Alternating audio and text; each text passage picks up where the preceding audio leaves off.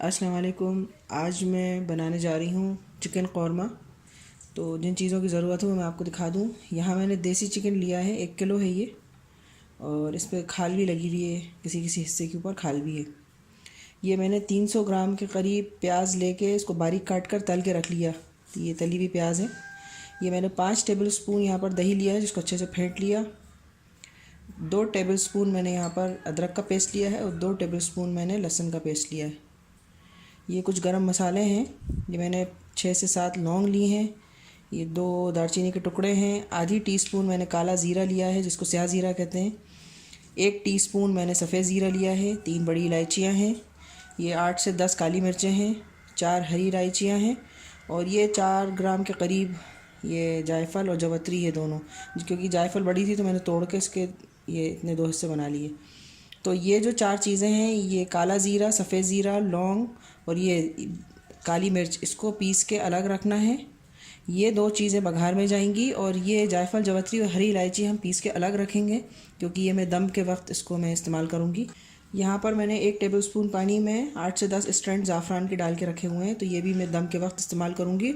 और थोड़ा सा केवड़ा अगर आपको पसंद हो तो लास्ट में बिल्कुल दम के वक्त में केवड़ा भी डालूँगी।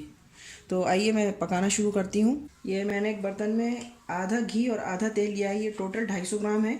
इसमें मैंने 125 ग्राम तेल लिया है और 125 ग्राम मैंने घी लिया है, खालिस घी।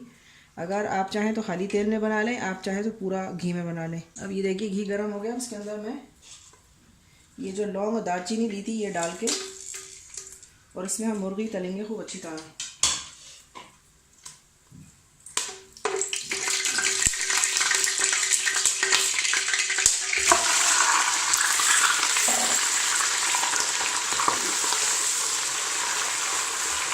इसको इतनी देर तलना है जब तक ये बिल्कुल गोल्डन कलर की नहीं हो जाए, इतनी देर हमें उसकी बोटियों को तलना है। अब यहाँ ये देखिए मुर्गी जो है हल्की सी गोल्डन हो गई। अब इस वक्त हम इसके ऊपर दही डालेंगे और इसको इतना भूनेंगे कि ये दही का पानी पूरा सूख नहीं जाए। जब तक इसको तलना है मुर्गी को, क्योंकि ये देसी मुर्गी है तो ये इतनी जल्दी पकेगी नहीं। तो ये आपको इसी तरीके से पकाना है, पूरा भून भून के। अगर आप ब्रॉयलर इस्तेमाल करें तो फिर आपको इतना वक्त नहीं मिलेगा। तो फिर आपको क्या करना है ब्रॉयलर में कि आप इसको तल के और बोटियाँ निकाल लें और फिर बाकी का मसाला आप पूरा भूनें, क्योंकि ब्रॉयलर तो इतनी देर में घुल ही जाता है। तो यहाँ हम दही के साथ इसको कम से कम 10-1 मिनट के करीब, जब तक कि पूरा दही का पानी भी नहीं सूख जाए और ये बिल्कुल खुश्क नहीं हो जाए, तब तक हम इसको तलेंगे। अभी ये मुर्गी जो है ये अभी तल रही है दही में। तो अगर आप ब्रॉयलर यूज़ करें तो इसमें जब आप मुर्गी तलना शुरू करें पीसेस, तो आप उसमें आधा अदरक लहसुन और आधा दही डालकर उसको आप खूब अच्छी तरह तल कर और फिर आप इसकी बोटियाँ निकाल लें। और बाद में पूरा मसाला, जो बचे हुए मसाले हैं उसके साथ तल के पूरा मसाला भून के बाद में आप उसको मिला लें मुर्गी के पीसेस को। तो ये आपकी बहुत अच्छी तरह तैयार हो जाएगी। और अगर आप देसी मुर्गा इस्तेमाल करें तो आप इसी के साथ साथ भूनते रहें, तो आराम से मसाला भी भुन जाएगा और मुर्गी भी साथ साथ पकती रहेगी। अब देखिए यहाँ पर दही का पानी जो है ये बिल्कुल सूख गया। ये इसने घी छोड़ दिया। अब हम यहाँ पर लहसुन का पेस्ट और नमक डालकर हम इसको फिर थोड़ी देर के लिए, 2-3 मिनट के लिए हम इसको फिर भूनेंगे। फिर हम इसमें अदरक डालेंगे। ये हम लहसुन और नमक डाल के हम इसको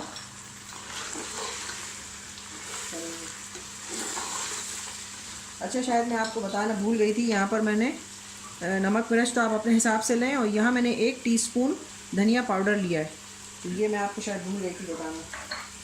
तो अब ये इसको फिर अभी 2-3 मिनट तलने के बाद हम इसमें फिर अदरक मिलाएंगे। ये 2 मिनट इसको मैंने तल लिया। अब इसके अंदर मैं अदरक डाल के फिर मैं इसको 1-2 मिनट तलूँगी और फिर लास्ट में बाकी के मसाले डाल के इसको छोड़ देंगे पकने के लिए।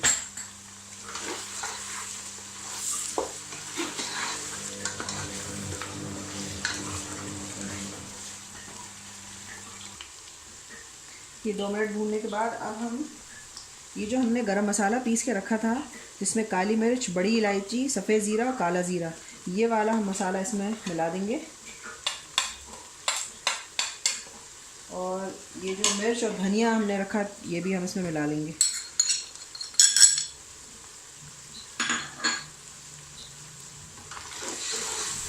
अब इसको 2-3 मिनट भूनने के बाद हम इसमें थोड़ा सा पानी डालकर इसको इतनी देर के लिए रखेंगे जब तक कि ये मुर्गी पूरी तरह गल नहीं जाए। ये मसाला डाल के मैंने 2-3 मिनट भून लिया अच्छी से। अब ये जो पिसी हुई प्याज बची है, ये जो हमने प्याज तल के रखी थी 300 ग्राम करीब, इसको हमने ग्राइंडर में ज़रा इसको बारीक कर लिया। ये भी आप इसी के अंदर शामिल कर लें और इसको 2-3 मिनट मिक्स करके अच्छी तरह इसमें आप 1 प्याला भर के पानी डाल के और इसको बिल्कुल लो फ्लेम के ऊपर इसको छोड़ दें।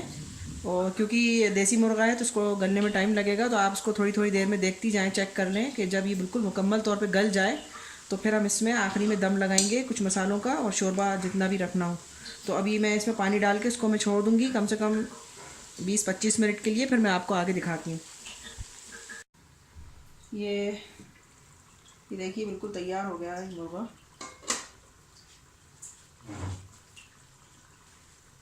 ये अच्छी तरह भुन भी गया और गल भी गया। इसको मैंने बीच बीच में चेक भी किया था 2-3 बार। अब हम इसके अंदर पानी डालेंगे जितना हमको शोरबा चाहिए, जितना शोरबा रखना हो उस हिसाब से पानी डालकर फिर हम इसको दम पे रखेंगे।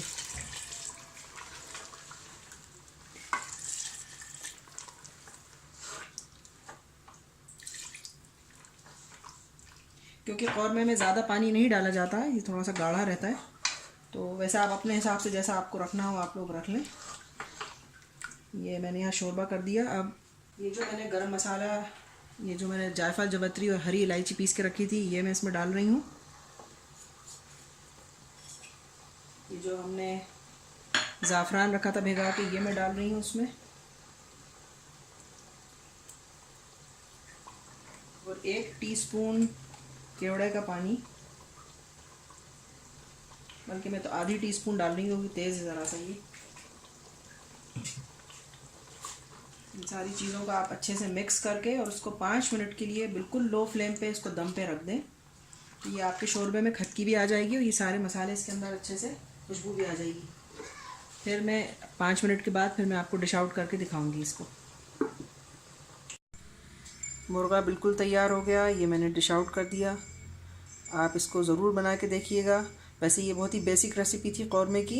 इंशाल्लाह आने वाले वीडियोज़ में मैं आपको दूसरा किस्म के कौरमे भी दिखाऊंगी जो कि ड्राई फ्रूट्स के साथ बनाए जाते हैं।